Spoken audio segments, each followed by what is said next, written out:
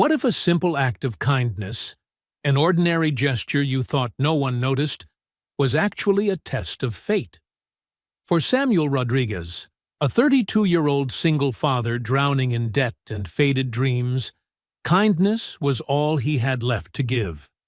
The recipient was Theodore Lancaster, a quiet, grumpy old man who shuffled into Sam's small coffee shop every morning like a ghost, always sitting at the same familiar corner table. Day after day, Sam greeted him with a warm smile, a hot cup of coffee, and a few precious minutes of conversation, expecting nothing in return. He simply thought it was the simplest way to make the world a little easier to breathe, even if only for a few minutes on a gray morning. He had no idea that the lonely man sitting there was hiding a secret worth billions of dollars. A secret that was about to blow his entire life apart. Because on a stormy Tuesday morning, the coffee shop door didn't open for Theodore anymore. Instead, it opened for his team of lawyers, accompanied by 4 bodyguards in black suits, faces cold as stone. And they came for Sam. This is a true story about a man who once lost everything, but never lost his kindness. And about a lonely billionaire who found family in the last place he ever expected. If you believe a small act can change an entire life, hit subscribe and turn on the notification bell. So every week, I can share with you another story that reminds us how ordinary moments can restore faith in humanity. And now, what do you think will happen when that single father's name appears in the will of a stranger billionaire? Let's begin. The bell on the door of Beacon Street Cafe was the soundtrack of Samuel Rodriguez's life. Not a cheerful bell, but a weary, metallic chime announcing yet another customer in need of coffee, another plate to clear away, and a small, persistent hope that maybe, just maybe, the tip jar would be a little fuller today. The cafe itself was a relic, a time capsule stuck between decades gone by, with faded mustard-colored vinyl booths, linoleum floors that clung to your shoes, and the scent of burnt coffee mingled with bacon grease seeping into every crack of the wall. For Sam, or Samuel, as people still called him back in culinary school, Beacon Street Cafe was both a prison and a refuge. For the past 3 years, 6 days a week, from 5:30 in the morning until 2 in the afternoon, he performed the familiar dance of a waiter, gliding through narrow aisles with instinctive grace, balancing plates on his arm, pouring coffee without spilling a drop, and smiling so often that sometimes he forgot whether it was real. But his true passion, his soul, was locked away in a small apartment a few blocks down the street, buried under dust and unpaid bills. A dream of a restaurant bearing his name, where flavor was a language and food was a memory of childhood. That dream had become a luxury now, buried beneath piles of expenses, debt, and sleepless nights spent raising his child alone. To understand how Sam ended up in this life, we have to turn the clock back a little. Sam was born into a working-class immigrant family. His father, Miguel Rodriguez, was an electrician from Puerto Rico. His mother, Claire O'Connor, was an Irish-American nurse. They met at a hospital in Queens, between night shifts and a rainstorm, fell in love, and had Sam, their only child. He grew up between 2 worlds, hearing both Spanish and English, the smells of sofrito and soda bread blending in their tiny kitchen. His parents worked tirelessly to give their son a better life. And for a while, it seemed that dream was within reach. Sam went to culinary school. He had a natural gift for flavor, a sense of combining ingredients that caught the attention of head chefs. The future stretched wide open before him. Then Jessica Martinez walked into his life. They fell in love and married too young. When Jessica became pregnant, Sam believed he had everything: a career, a family, happiness. But life, as always, had other plans. His father, Miguel, died in a work accident when Sam was 25. 2 years later, his mother, Claire, lost her battle with cancer. And then, after their son Luke was born, Jessica realized she didn't want this life anymore. She didn't want the sleepless nights, the cramped apartment, or the financial weight of raising a child. One morning, when Luke was 2, Sam woke up to find a note on the kitchen table. "I'm sorry. I can't do this anymore. I need a different life. You're a good father. Luke will be fine with you. Jessica." And just like that, Sam became a single father. He had to quit his job at the upscale restaurant. The hours were unpredictable. He needed something stable, a shift that would let him pick up his son from school every day. That's when he found Beacon Street Cafe. Morning shift, 5:30 to 2. It meant he could pick up Luke at 3 and spend the afternoon with him. It also meant waking up at 4:15 every morning, living with chronic exhaustion, and shelving his dream of owning a restaurant. But Sam never complained, because every evening, when he opened the door and Luke came running, shouting, "Dad!" and wrapping his tiny arms around him as if the world contained only the two of them, every bit of fatigue melted away. Luke, 6 years old, curly black hair, wide brown eyes, was his everything. The boy was the reason Sam woke up every morning, the smile on his face through endless tired days. But life was still hard. Very hard. Rent for their small Alphabet City apartment, $1,800 a month. After-school childcare, $800. Luke's asthma medication, $120, not fully covered by insurance. Sam's total income from the cafe, including tips, $2,400. Do the math. 2,400 minus 2,720. He was short $320 every month, not counting food, clothes, or transportation. Sam was sinking, and he knew it. He owed $8,200 on his credit cards. The landlord had sent 3 warning notices for late rent. He lived on the razor's edge between getting by and homeless. But Sam never let Luke see the worry. Every morning, he woke at 4:15, careful not to wake his son. He made breakfast, left it on the table with a small note. "Dad loves you, remember your inhaler." Dad, Mrs. Jamie, the kind neighbor, came by at 7 to take Luke to school, and Sam took the subway in the dark, usually dozing 20 minutes on the cold plastic seat before stepping into the cafe at 5:28 a.m. Tony Delgado, the 62-year-old owner with a grease-stained apron, would glare at him. "You're 2 minutes late, Sam." "Sorry, the train was delayed." Denise Murphy, the veteran waitress of 54, would shake her head. "That single dad's always slow." Bet the kid was sick again last night, Sam heard it, but never answered. He just tied his apron, brewed the coffee, and started another day like every other.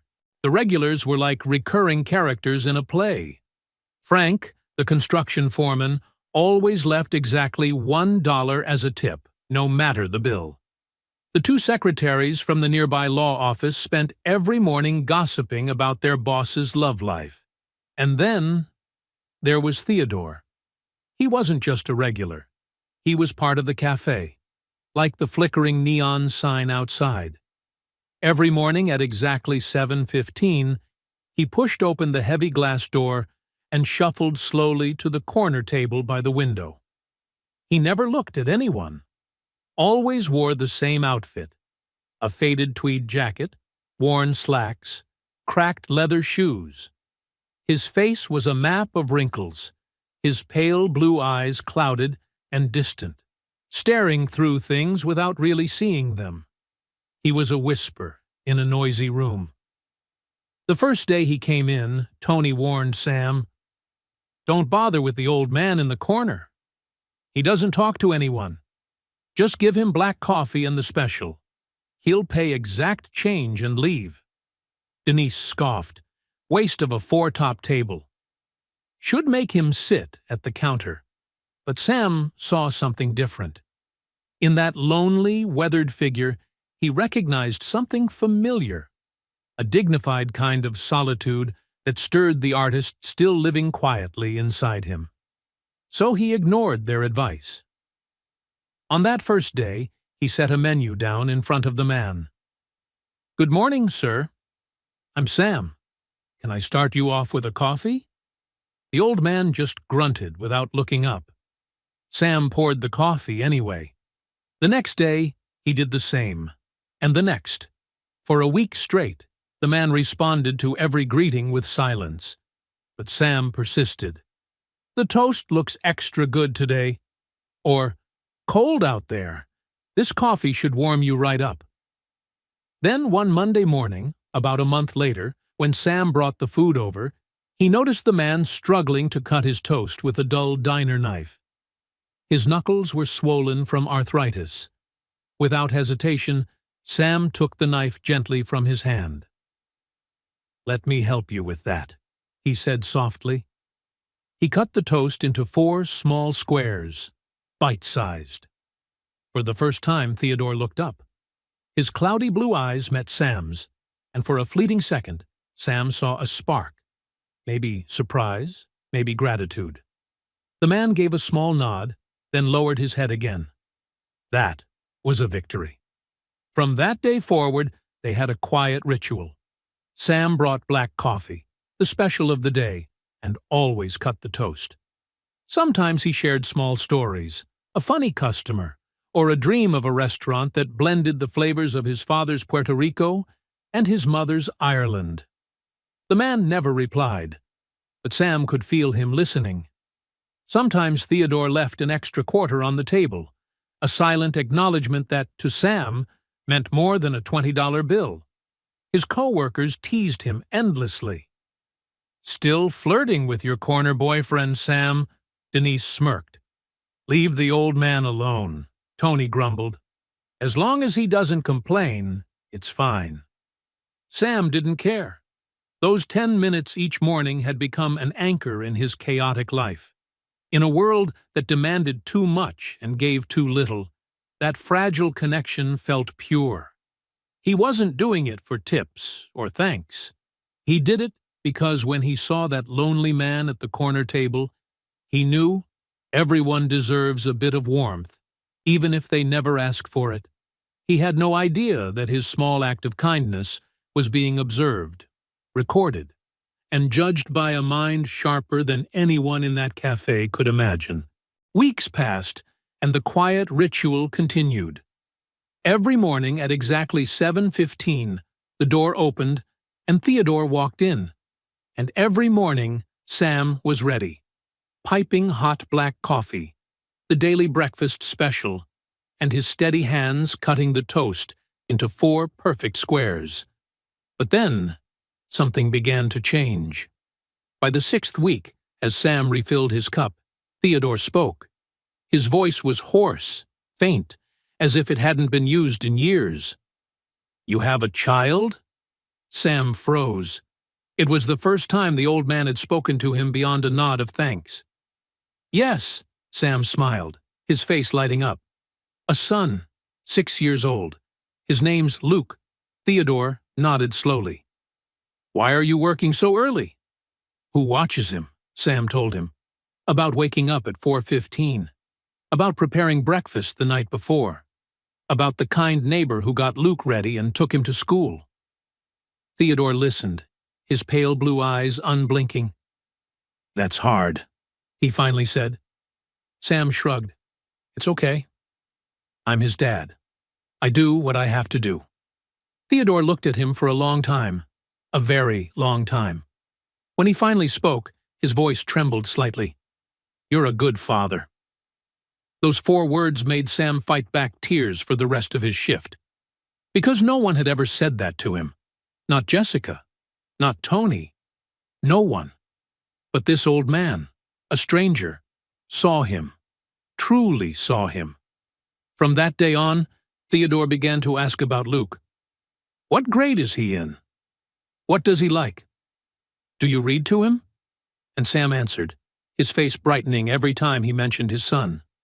Luke loves to draw. Dragons and superheroes. I keep every picture. He wants to be a chef like his dad. I tell him he can be anything he wants. Theodore listened, and sometimes, very rarely, a faint smile tugged at the corner of his lips. One Saturday morning in the 8th week, everything changed. Sam got a call from Mrs. Jamie, the neighbor. Sam, I'm so sorry. I can't watch Luke today. My daughter's sick. Sam's heart sank. He had to work. He couldn't miss his shift. Tony had already warned him more than once. With no other choice, he brought Luke to the cafe. Daddy has to work, buddy, he said as they rode the subway. You'll sit quietly and do your homework, okay? Luke, wearing his Spider-Man backpack, nodded eagerly. Yes, Dad, I'll be good. As soon as they walked in, Tony looked up from behind the counter, frowning. Sam, why's your kid here? I'm sorry, Tony. The sitter canceled last minute. I had no choice. He'll sit quietly in the corner, I promise. Tony sighed. Fine. Just don't lose customers. Sam led Luke to a small table near the kitchen where the boy could see him. Sit here and color, okay? I'll check on you often. Luke opened his coloring book and box of crayons, tongue poking out as he concentrated on a page of Spider-Man. Sam started his shift, his eyes constantly flicking toward his son. At exactly 7:15, the door opened. Theodore walked in, but this time, as he passed, he stopped. He looked at Luke, the little boy sitting alone, bent over his drawing. Sam noticed and hurried over. I'm sorry, sir, he said quietly, embarrassed. I had to bring my son today.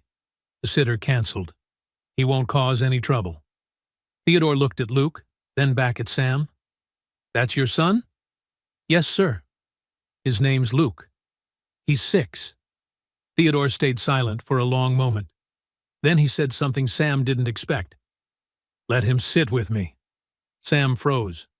But you! Theodore's eyes met his. For the first time, emotion flickered clearly within those pale blue irises. Pain, longing, loneliness.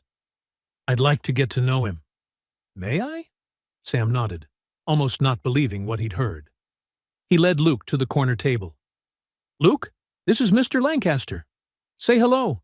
Buddy Luke looked up, his big brown eyes wide. Hi, sir. I'm Luke.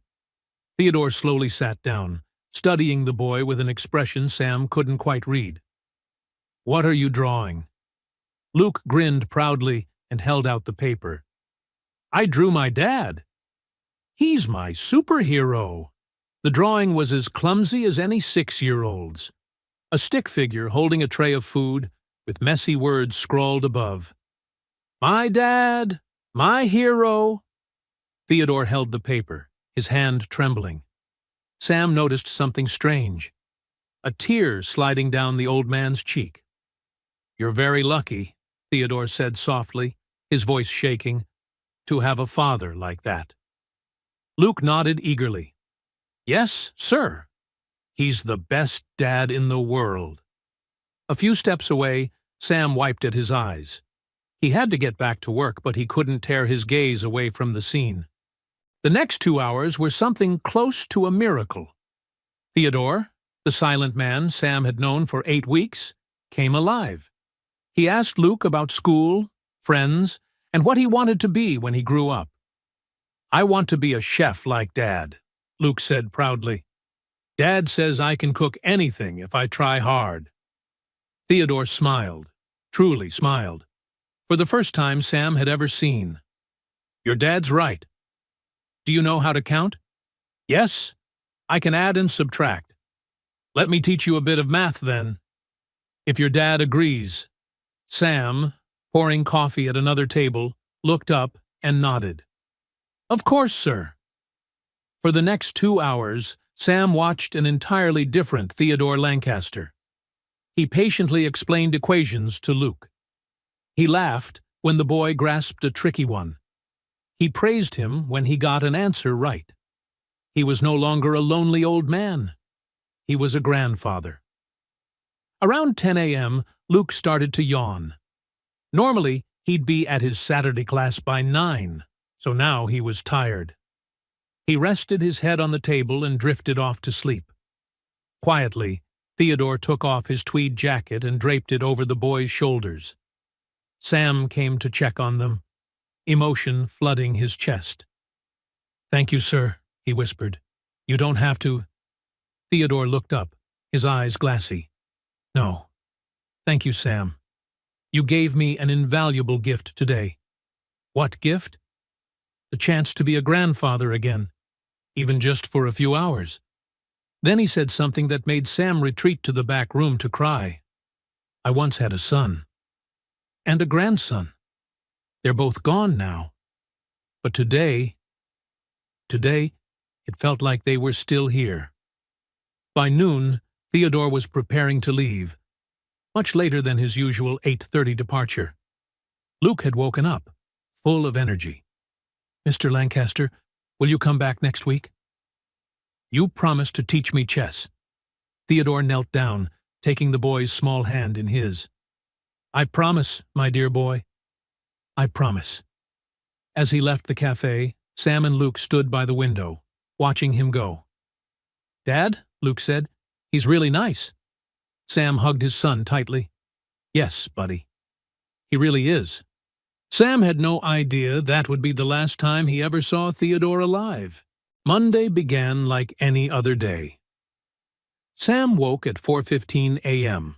He prepared breakfast for Luke, wrote a small note, and stuck it on the fridge, kissed his son's forehead, then stepped outside, slipping into the freezing night on the way to the subway. He arrived at the cafe at 5:28. Tony grumbled that he was 2 minutes late. Denise shot him a displeased glance, and the shift began like always. By 7 o'clock, Sam was getting ready for the regular. He brewed black coffee, checked the breakfast special, eggs, bacon, whole wheat toast. Then, out of habit, he cut the toast into 4 perfect squares. He set everything on the corner table where the man always sat, and waited. 7:15. The door still didn't open. Sam looked at the clock. Maybe his train was delayed. It had happened before. 7:30. Still no Theodore. A thread of worry began to coil in his gut. "Tony," he called, "do you know the address or phone number of the old man at the corner table?" Tony looked up from the griddle. "No." "Why?" "He hasn't come. He's never late." Denise let out a sharp little laugh. "With money like his, he's probably vacationing in Florida." But Sam didn't laugh. A strange unease was blooming inside him. 7:45. 8 o'clock. 8:30. No Theodore. Sam poured the wrong coffee, forgot to run a ticket to the kitchen. Tony snapped, "Sam, focus!" "What are you doing?" "I'm sorry." By 9 o'clock, Sam decided, if there was still no sign, he'd find a way to contact him. Ask the regulars, or someone who might know. And then the bell rang. But the sound was different from every other day. The entire cafe fell silent. Even the sizzle from the griddle seemed to freeze. 4 men walked in, tall, in black suits, moving with the crisp purpose of a movie scene. Tiny earpieces in their ears, their motions precise enough to chill the room. 2 planted themselves at the door. The other 2 stepped aside, making way for a 5th man. He was in his late 50s, silver hair slicked back, a face sharp as a blade and eyes cold, intelligent. A charcoal suit, perfectly tailored, probably worth more than Sam's 5 years of salary. A glossy leather briefcase in his hand. He scanned the room, somewhere between mild disdain and a fixed objective. Tony tried to regain his composure, wiping his hands on his greasy apron. Can I help you, gentlemen? The man in charcoal didn't answer. His gaze swept once and stopped on Sam, who stood frozen beside the espresso machine, coffee pot hovering mid-air in his hand. He approached, each step heavy and exact. His Italian shoes ticked a steady rhythm across the linoleum floor. Two bodyguards followed a few paces behind, bringing with them a pressure that seemed to squeeze the oxygen from the room. "Are you Samuel Rodriguez?" His voice was low, calm, carrying an authority that made people want to nod. Sam's heart battered his ribs. He nodded, throat dry. What was happening? Was he in trouble? The rent? The credit cards? Or was something wrong with Luke? The man stopped in front of him, studying him for a long beat. "I'm Philip Anderson, a senior partner at Peterson and Associates. I'm Mr. Theodore Lancaster's personal attorney." The name hung in the air. Theodore Lancaster. It took Sam a few seconds to make the connection. The old man from the corner table. "Theodore," Sam whispered. "Is he okay?" "He didn't come in this morning. I was a little worried." Mr. Anderson's face softened. "Barely. Mr. Lancaster passed away peacefully in his sleep late Sunday night." Sam's whole world tilted. The coffee pot in his hand suddenly weighed too much to hold. A wave of grief rose up, sudden, fierce. It made no sense. He hardly knew the man. But that quiet routine, that black coffee, that morning nod, they had become part of his life. A small anchor in a chaotic world. And now, it was gone. The image of him smiling at Luke, the look in his eyes when he said, "You're very lucky," and the promise to teach chess, all of it flashed back like a film reel snapping. "Oh, God," Sam murmured. I'm so sorry to hear that."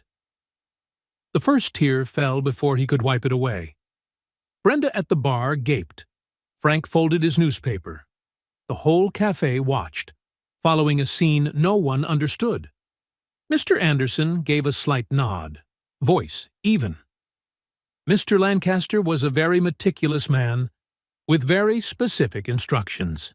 In his last will and final instructions, there is a provision requiring your immediate presence. If you're able, please make arrangements. A car is waiting outside to take us to the office." "A will?" Sam blinked. "I think there's been a mistake. I just served him coffee." "There's no mistake, Mr. Rodriguez," Anderson said, firm but not unkind. "You are the person who cut his toast into 4 squares every morning, for the past 18 months, without ever needing to be asked." That detail stunned Sam. He had noticed. Not just noticed. He had told his attorney. "Sal," Sam turned to Tony, who stood rigid behind the counter. I don't know what this is." Tony only said quietly, "Go, Sam. Just go." Denise will cover Denise shot him a look. A flicker of envy in her eyes, but no words. Sam untied his apron and set it on the counter. He grabbed his old bag from the back and stepped out. 4 bodyguards and the attorney closed ranks around him, forming a strange circle, between a tiny coffee shop and a faraway world of privilege. Both staff and customers stared, as if watching someone get pulled into a story that didn't belong to them. Outside, the air was cold and damp. A sleek black Lincoln Continental waited at the curb, engine purring softly. A bodyguard opened the door. As Sam sank into the supple leather seat, the most luxurious thing he'd ever touched, he glanced back at Beacon Street Cafe, where it had all begun. It looked small and sad beneath the gray sky. A cold intuition threaded through him. He would never look at it the same way again. The morning ritual was over, and something new, complicated, profound, and impossible to predict, had just begun. The trip to the law office was a silent, surreal passage across the city. Sam stared out through the dark-tinted window, Familiar streets suddenly felt distant, separated from him by a thin veil of mist. Inside the car was a quiet oasis steeped in the smell of leather and polish. Mr. Anderson sat opposite, flipping through documents in his leather briefcase. His face was a professional mask, unreadable. In Sam's head spun a vortex of confusion and a dull grief for the old man he had hardly truly known.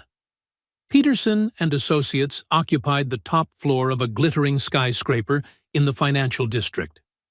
A world far from Beacon Street Cafe, marble floors, soaring glass walls with a panoramic view of the city, hushed corridors lined with art. Sam, in faded jeans and worn sneakers, felt like a stray cat that had wandered into a palace. He was led into a large conference room where a long, glossy walnut table dominated the space. At one end of the table sat two people who looked out of place here, though for different reasons. They radiated the aura of offended privilege and impatience. The man, late 20s, hair slicked back, a designer suit a bit too tight, eyes etched with irritation. The woman beside him, likely his mother, dressed flawlessly, her face a mask of polite disdain, 10 fingers tapping impatiently on the tabletop. Mr. Anderson cleared his throat as they entered. Ms. Natalie Lancaster, Mr. Justin Lancaster. This is Mr. Samuel Rodriguez. Justin's gaze slid over Sam with open contempt, his lip curling.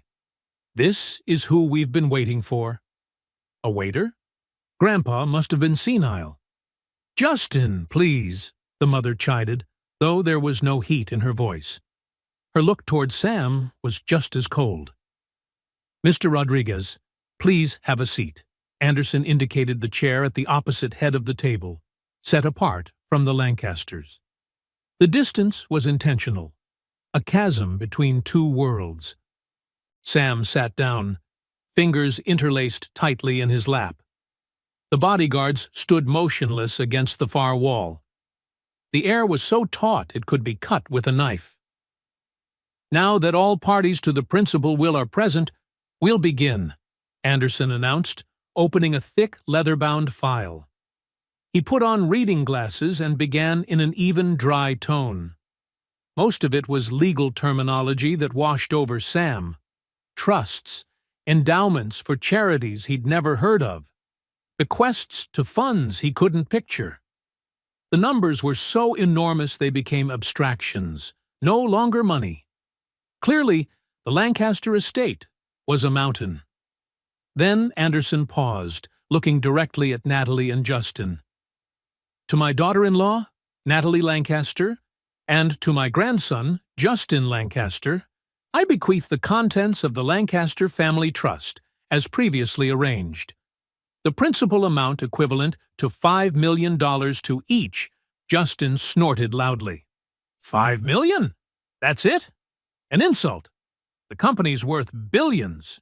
Your grandfather liquidated most of his personal holdings over the past 2 years, Anderson replied coolly. He had full rights over his assets. He owed no one anything. He owes us, Natalie snapped, the polite mask cracking. We are his family. Anderson ignored the outburst and read on. All remaining personal effects, real property, and control of Lancaster Enterprises shall be handled as follows. He drew a deep breath. Sam held his, still not knowing why he was here. To my friend and physician, Dr. Howard Chen, I leave $2 million. He turned a page. Sam's eyes widened. And now, Anderson looked up over the rim of his glasses straight at Sam, his voice carrying in the hushed room, we come to the final clause. He read, To Mr. Samuel Rodriguez, the young man at Beacon Street Cafe, who extended kindness to an old man when there was no reason to, who treated him with dignity when others saw only a nuisance, and who never forgot to cut his toast, because he noticed the old man's hands trembled. Sam's vision blurred with tears. He had noticed all of it. Anderson continued, his voice seeming to soften. To Mr. Rodriguez, I leave a legacy of kindness repaid. First, a gift of $500,000 to be transferred immediately to his account, to ease burdens as he once eased mine. Sam's mouth fell open. The room tilted. $500,000. More than any number he'd ever held in his life. Enough to clear every debt, to provide for Luke for years. A miracle. What? Justin shot to his feet, roaring. The old man's given $500,000 to some busboy? We'll sue. He wasn't of sound mind. Sit down, Mr. Lancaster, Anderson said, voice like ice. I'm not finished. Justin glared, then sank back into his chair, face flushed with rage. Anderson adjusted his glasses and read the final line. And finally, because it was the last place on earth I felt seen, not as a source of money, but as a human being, I bequeath to Mr. Samuel Rodriguez the entirety of the assets and business known as Beacon Street Cafe at 428 East 14th Street, which I purchased 6 months ago through a subsidiary. Silence. A heavy, suffocating silence filled the conference room. Sam stared. The cafe? He had bought the cafe for himself. Justin laughed. Not a pleasant laugh, but a cold, vicious, incredulous bark. The cafe. He left him a grease trap. Perfect. After all those pretty words, he locked the busboy in his own cage. Grandpa had a twisted sense of humor, but Anderson did not laugh. He closed the will, removed his glasses, and looked at Sam with an expression hard to name. Part sympathy, part respect, and part warning. There is one more thing, Mr. Rodriguez. The cafe comes with a small investment portfolio Mr. Lancaster attached to the business to secure long-term operations and renovation. That portfolio is currently valued at approximately $6 million. Justin's laughter died. The color drained from his face, from red to chalk white. Natalie's carefully manicured hand flew to cover her mouth. Sam felt the ground drop away beneath him. $6 million. The cafe. Not a cage. A kingdom. The taciturn old man he served every morning, the man he had once pitied, wasn't just wealthy. He was Theodore Lancaster, founder of Lancaster Enterprises, a mogul hiding in plain sight. And he had just handed a one-time culinary school dropout, turned waiter, the keys to a new life. A life that, judging by the sparks flaring in Justin Lancaster's eyes, might become very, very dangerous. Leaving the law office was like stepping out of a decompression chamber into a storm. Bodyguards escorted Sam to the Lincoln Continental, shielding him from Justin's frothing stream of insults as he followed them into the hallway. "This isn't over, you piece of trash! My lawyers will tear this apart. You won't see a cent." Sam didn't answer. He was still in shock, his mind replaying two phrases on a loop. $6 million. The cafe is his. Anderson handed over a business card and a thick folder. "A financial advisor will call you tomorrow, Mr. Rodriguez. Do not speak to anyone, especially members of the Lancaster family. If they contact you, call me immediately." Mr. Lancaster anticipated their reaction. "Inside the folder there's an envelope, a private letter to you. Read it when you have a quiet moment." The car dropped him in front of the shabby building where he lived. The contrast numbed him. 1 minute walnut wood and billion-dollar figures. The next, a dusty, creaking staircase leading up to a small apartment. He unlocked the door and stepped inside. Canvases leaned against the wall. An empty easel stood, a silent reminder of a life on hold. The first thing he did was call Luke's after-school program. Voice trembling, he spoke with the finance manager, paid off the entire balance due, prepaid 2 years, and requested the best program for Luke, including the art classes he'd never been able to afford. Relief hit him like a wave, so strong it drove him to his knees. He sank to the floor and wept, not from sadness, but from the sudden release, crushing a burden he had carried for too long. The next morning, Sam didn't go to the cafe. He couldn't. What would he even say? How would he walk in there? Instead, he went to the bank with the $500,000 trust check Anderson had prepared. The bank manager, who had always been politely cool, suddenly beamed and led him to a private office with a conspicuous deference. The world around him had begun to change. By afternoon, he knew he couldn't hide forever. He had to face it. He took a deep breath and walked the familiar streets back to Beacon Street Cafe. During the lunch rush, through the glass, he saw Denise bustling, Tony sweating over the griddle. He pushed open the door. The bell chimed, heads turned, conversations died. Tony looked up, spatula in hand. Denise froze mid-step with a tray of sandwiches. They had all heard. The rumor from Frank, who'd witnessed the morning before, must have spread everywhere. "Sam," Tony said, his voice uncertain, "I heard you came into some money." Sam stepped up to the counter. He looked from Tony to Denise, to the kitchen staff peeking out, the people who had once been his whole world. "It's true," Sam said, his voice steady in a way that surprised him. "Mr. Lancaster left me some money, and he left me the cafe." A murmur rippled through the staff. Tony's spatula clanged onto the griddle. "Left you what?" "I've owned this place for 30 years. Sam's heart sank. This was the part Anderson had warned him about. He opened the folder and pulled out a document. "According to this, Tony, you sold the cafe 6 months ago to Lancaster Holdings. Since then, you've been a salaried manager." Tony went still.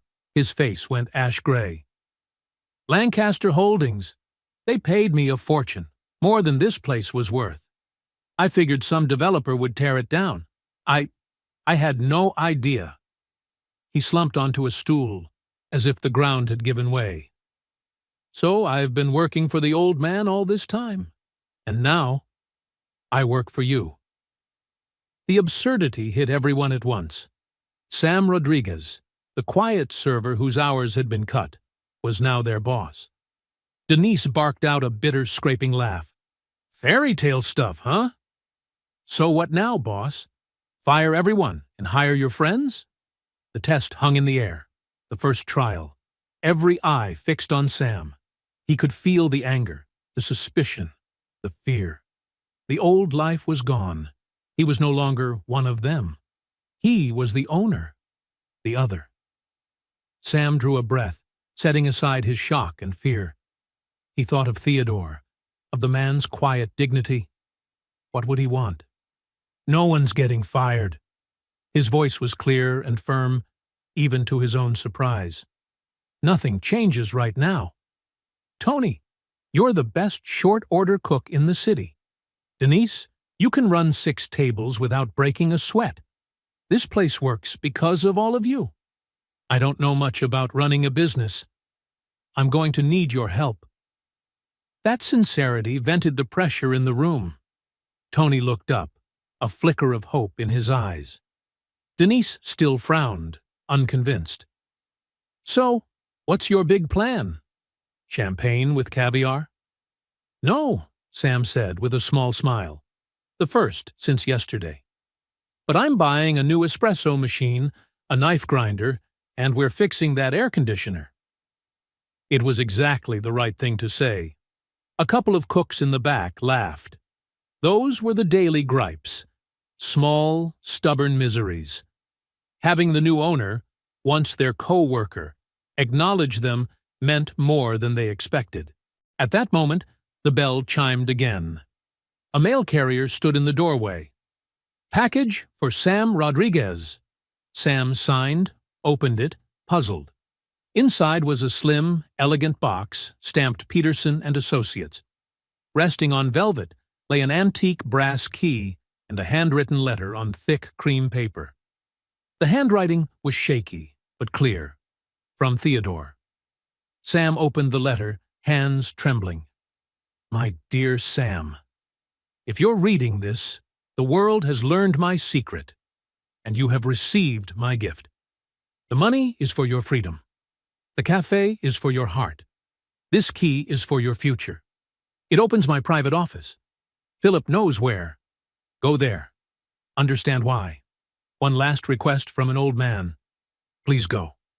Theodore P.S. There's a small gift for Luke in my desk drawer.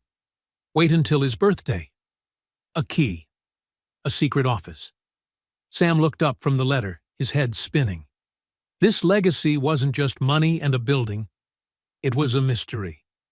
And as he took in the uncertain faces of the staff and remembered Justin Lancaster's venomous threats, Sam understood.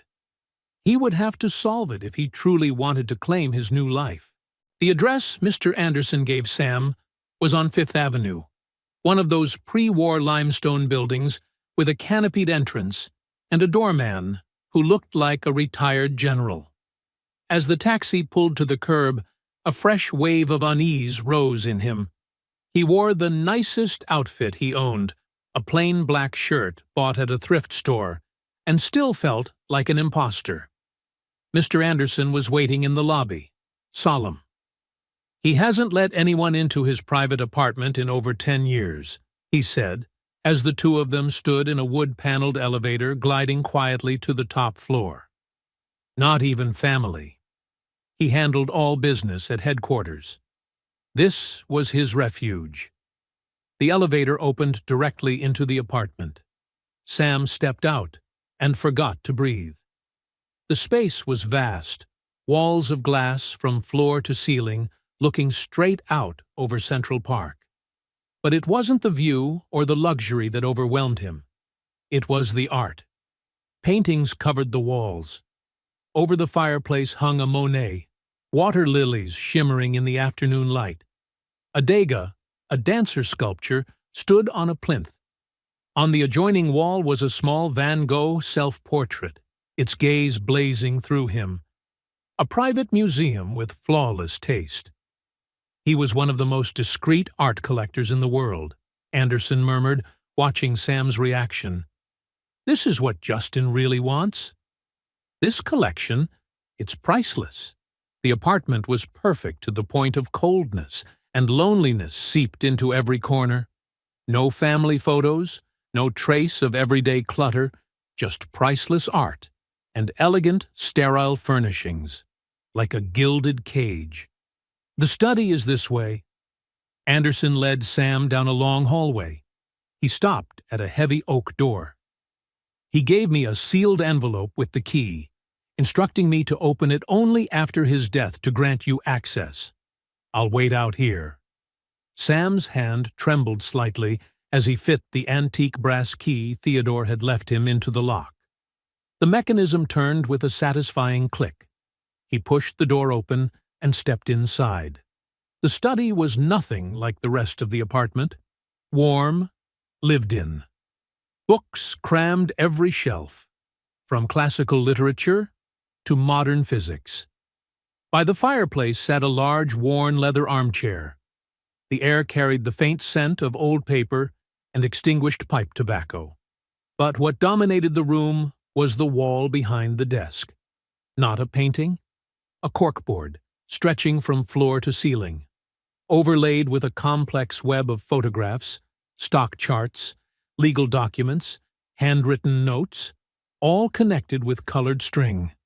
The strategic map of a general commanding a global empire.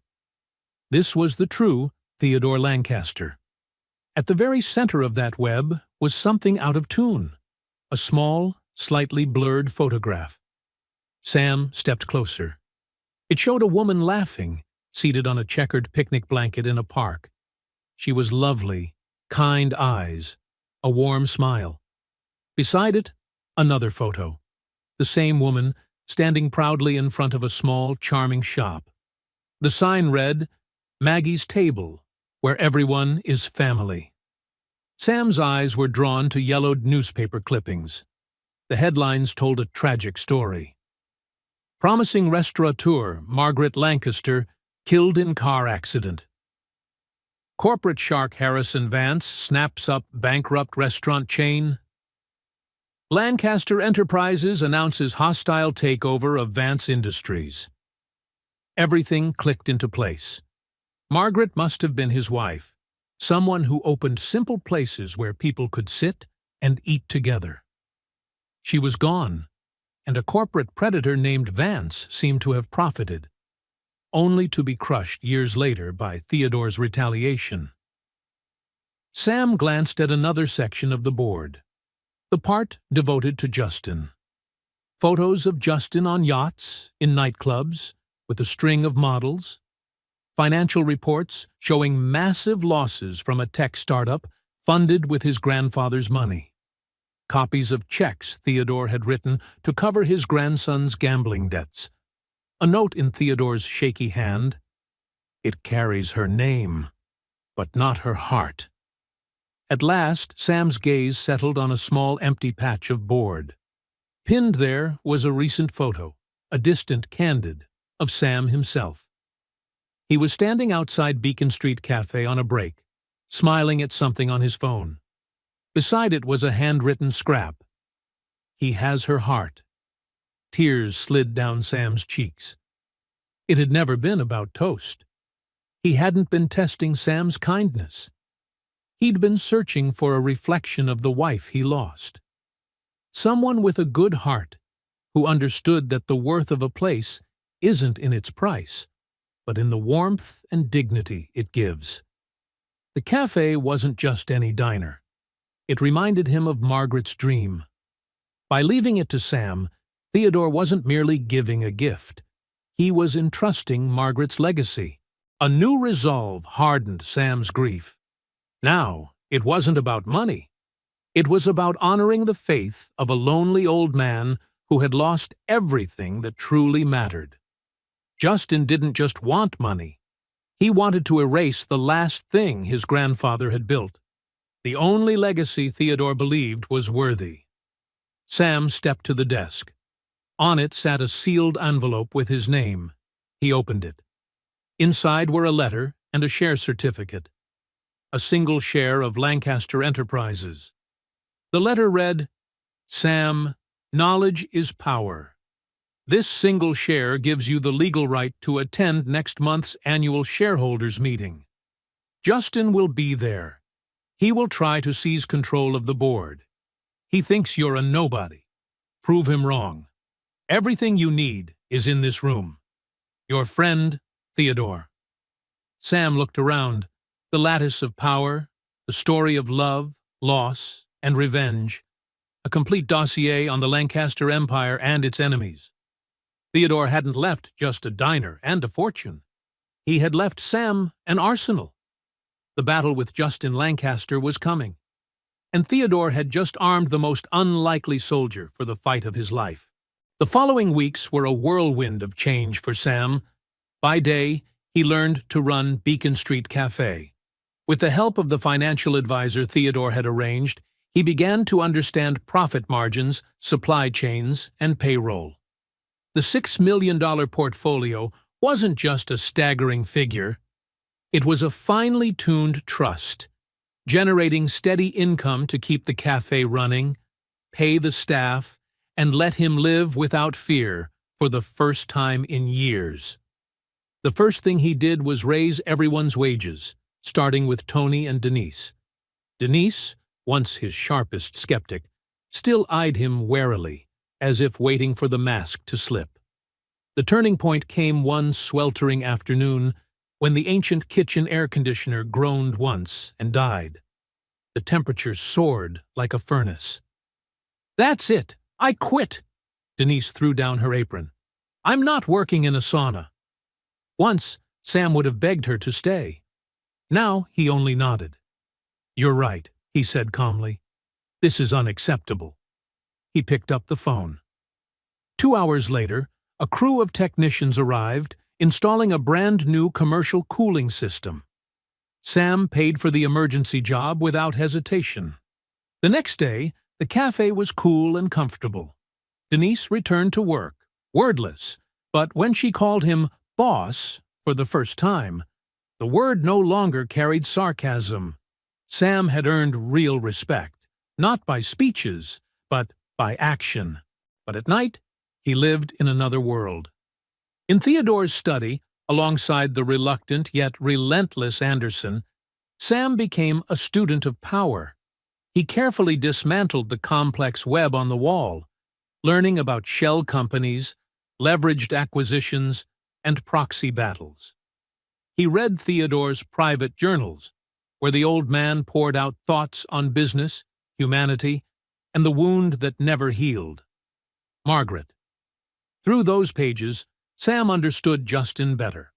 A reckless heir burning through his grandfather's fortune on empty ventures, feeding on resentment. Then Sam discovered Theodore's final move. In his later years, Theodore had carved the Lancaster Empire into smaller parts, leaner but more vulnerable, and funneled most of his personal wealth into anonymous charities. The result? Justin was starved of resources, unable to buy control outright. Theodore had left his grandson not an empire, but a battlefield. Still, Justin had one advantage: a few board members loyal to his father, who saw him as the rightful heir. Piecing together Theodore's notes, Sam saw the plan. At the upcoming shareholders' meeting, Justin would call for a no-confidence vote against the current CEO, a loyalist to Theodore, then leverage the Lancaster name and allies to seize the chairman's seat. "He can't win outright," Anderson said one night, pointing at the shareholder chart. "But he can create chaos, panic the investors, tank the stock, then force a buyout by another conglomerate where he'll be installed as a puppet. His ego would rather burn the empire than be ignored." Sam stared at the single share certificate on the desk. "So, how do we stop him?" Anderson's reply was quiet, steady. "With the only weapon Theodore gave you, the truth. That share gives you the legal right to enter that room and speak. You can't win with votes, but you can win with hearts and reason." The sleepless nights followed one after another. Sam and Anderson plotted. A daring, improbable plan built on Sam's ability to convince a roomful of sharks that a man who once served coffee understood what was right better than the heir to a dynasty. The day of the meeting arrived. Sam stood before the mirror in Theodore's penthouse bedroom. No more faded t-shirt. Anderson had insisted on hiring a stylist. He wore a perfectly tailored navy suit, hair slicked neatly back. He looked composed, confident, though inside his heart thrashed like a trapped bird.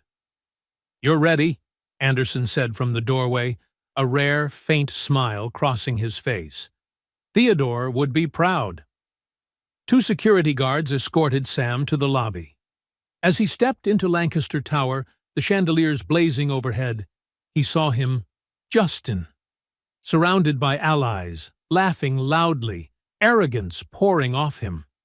When he spotted Sam, his grin faltered, then curved into a mocking smile. "Well, look who showed up," Justin said loudly, for everyone to hear. "Here to serve coffee, buddy?" Laughter rippled through the group. Sam didn't answer. He met Justin's gaze, calm and steady. "I'm a shareholder, Justin," he said, his voice clear and firm. "And I have every right to be here." He walked straight past him, head held high. And in that moment, the man once dismissed as the corner table waiter stepped into the lion's den. The battle had begun. The boardroom felt like a theater of corporate power. A massive U-shaped table filled the center, surrounded by men and women in immaculate suits, faces carved from years of wealth and authority. Behind them, tiered rows overflowed with shareholders, analysts, and members of the press.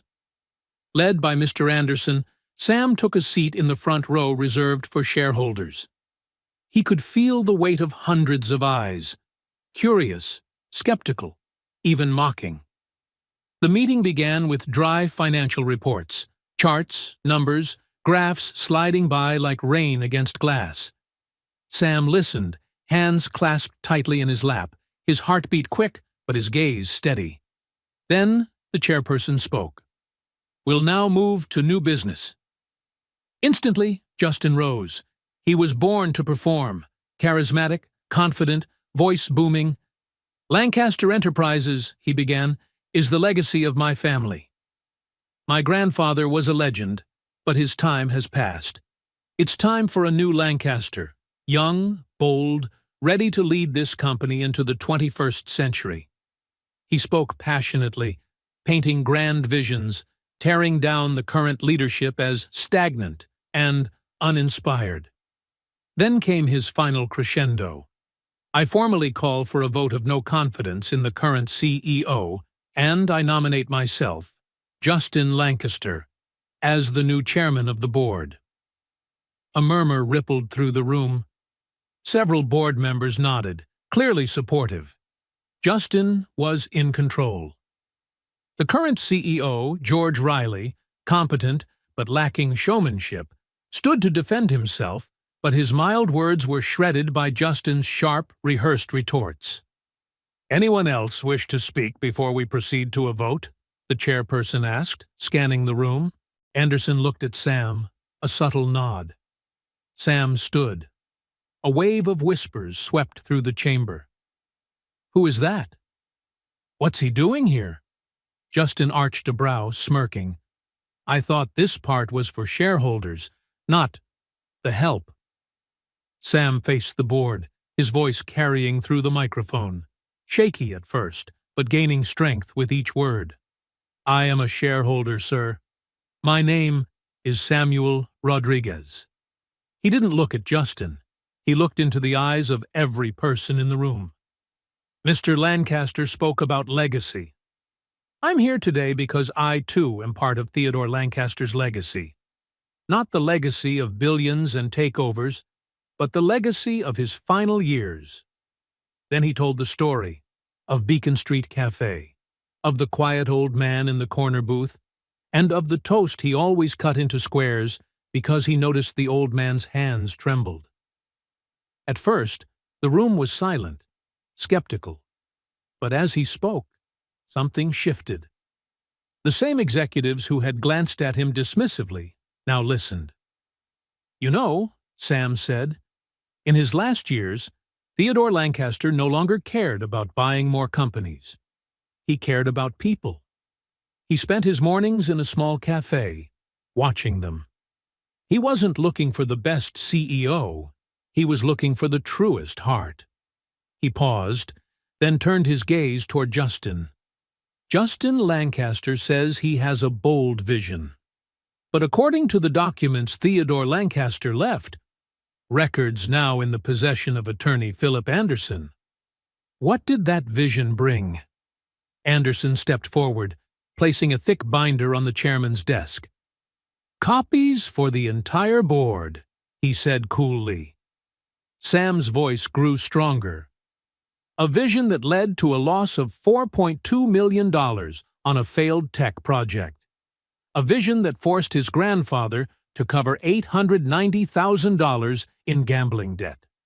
And finally, a vision so reckless that Theodore Lancaster himself wrote in his own hand, 'My grandson has the ambition of a king, but the judgment of a fool. I cannot leave my empire to Justin, not out of malice, but out of duty to protect it from his own hands.'" Gasps swept the room. Justin's face flushed red, trembling with rage. "Lies. All lies." "No," Sam said calmly, eyes steady. "It's all documented. Theodore Lancaster believed the heart of this company was not in its stock price, but in its dignity and conscience. Something his grandson never understood." He took a breath, his voice clear, resonant. "I'm not here to seize power. I'm here to honor Theodore Lancaster's final vision." He turned to the board. He didn't want a new king. He wanted a guardian. He trusted George Riley, the man he once called the backbone of this company. But he also knew this company needed a soul. Sam's tone softened, warm and resolute. "So, as a shareholder, I propose an amendment to the company charter, that 10% of annual profits be allocated to establish the Lancaster Legacy Fund, to support small businesses and education scholarships, in line with Mr. Theodore's wish." He paused, then smiled faintly. "And I nominate myself, Samuel Rodriguez, owner of Beacon Street Cafe, the heir Theodore Lancaster chose, to oversee that fund." Silence fell, thick and electric. Then, from the far end of the table, an elderly man, the board's longest-serving member, Theodore's friend of 50 years, lifted his hands and began to clap. Once, twice, 3 times. The sound spread, slowly at first, then rising in waves. Soon the entire room, investors, shareholders, even some who had backed Justin, were on their feet, applauding. No one said another word. Justin stood frozen, his expression shattering. Defeated not by a businessman, but by a waiter with a story that was true. The vote that followed was a formality. Justin's motion was rejected overwhelmingly. Sam's proposal passed unanimously. And in that moment, amid thunderous applause, Samuel Rodriguez understood. The lonely old man had chosen right. 6 months later, Beacon Street Cafe had been transformed. It was brighter now, tidier, and the kitchen looked like a true artist's studio. But the old mustard-colored vinyl chair at the familiar corner table remained, now sealed under a thin layer of clear protective plastic. Above it, a small bronze plaque had been carefully mounted on the wall. Theodore's Corner, where everyone is seen. Sam now divided his time between running the cafe, with Tony as a well-paid manager and Denise as an improbably loyal shift leader, and overseeing the Lancaster Legacy Fund, which was quietly changing lives. For the first time in years, he had time to paint again. His canvases were now vibrant with color, reflecting the balance he had found between past and present, between art and work, between kindness and power. One Saturday morning, Luke, now 7, sat at the corner table doing homework. Sam passed by, carrying 2 cups of hot chocolate. "Dad," Luke looked up from his sketchbook, "do you think Mr. Theodore would like it here now?" Sam sat beside him, gazing at the window where Theodore once sat every morning. "Yes, son," he said softly. "I think he'd love it." Luke bent back over his drawing while Sam opened the worn leather folder Theodore had left him. Inside was an antique ivory chess set and a handwritten note. "Teach Luke to play chess with this set. It's the one I used to play with my son. Now it belongs to Luke. And through him, I hope our true legacy will live on, not in wealth, but in kindness." Theodore Sam placed the chessboard on the table. "Luke, how about I teach you how to play chess?" Luke's eyes lit up. "But Mr. Theodore was supposed to teach me." Sam smiled. "I know, but now he wants me to teach you. And one day, you'll teach your own child." They began arranging the pieces. The faint clicks of wooden chessmen echoed like time looping back on itself. The bell over the door jingled. An elderly man, thin, silver-haired, walking alone, stepped inside. He paused, looking around uncertainly, something lost and sad in his eyes. Sam stood, greeting him with a warm smile. "Good morning, sir. A table for one?" The old man nodded faintly. Sam led him to the corner table, Theodore's table. "This is the best seat in the house," Sam said. "How do you take your coffee?" "Black," the old man murmured. Sam nodded and turned toward the counter. As he did, he caught Luke watching. "Dad," Luke whispered. "He looks sad." Sam bent down, resting a hand on his son's shoulder. "Yes, he does, buddy. And that's why we have to be kind to him. Sometimes, all a person needs is someone willing to see them." Luke nodded solemnly. "Like Mr. Theodore? Saw you?" Sam smiled, voice barely above a whisper. "That's right, son. Just like Mr. Theodore saw me." He stood, poured the coffee, and brought it to the table. "Here's your coffee, sir. I'll have your breakfast right out." As Sam turned back toward the kitchen, sunlight streamed through the window, glinting off the bronze plaque. He paused, quietly speaking into the morning air, a message of gratitude carried on the light. "Thank you, Theodore. You didn't just save me. You taught me what legacy truly means. It's not what we leave to people, but what we leave in them." Sam's story reminds us that the greatest investments in life are not in stocks or bonds, but in people. A small act of kindness, a moment of dignity given to someone who feels invisible, can ripple further than we imagine. Theodore Lancaster once had everything: wealth, power, fame. But he left this world yearning for something money could never buy: genuine connection. And he found it in a humble cafe, through the hands of a man who chose kindness over bitterness. Sam didn't just inherit a fortune. He inherited a responsibility to prove that true wealth isn't about what we have, but how we use it.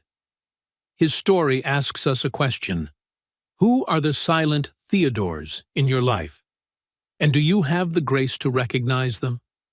If this story of unexpected kindness and the power of empathy touched you, take a moment to share it, so others can hear it too. And don't forget to subscribe for more heartfelt true stories each week. Because sometimes, one small act of kindness can change an entire life. Not only for the one who receives it, but for the one who gives it.